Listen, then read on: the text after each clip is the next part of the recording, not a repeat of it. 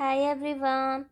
In this quick tutorial I will show you how to search for hotel and car packages using the Expedia app.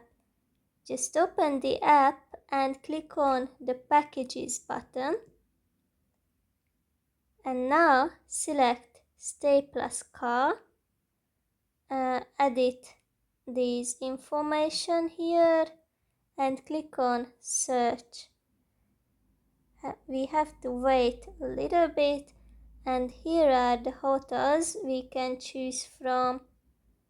I will click on one of them and we will have to wait a little bit, and then we can select the room. So yeah, we can select the room here, select and customize, select. And after that, the site will take us to choosing the car.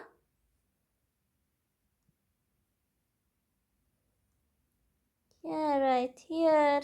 So I will just choose the first one, click on it,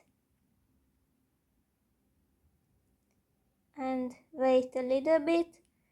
Then they will need our personal information. I think you can't see it in the video, but we will have to add the payment method, for example, and type personal data here, and then we can complete the booking, and that's basically it. I hope it will be useful for you. Have a nice day.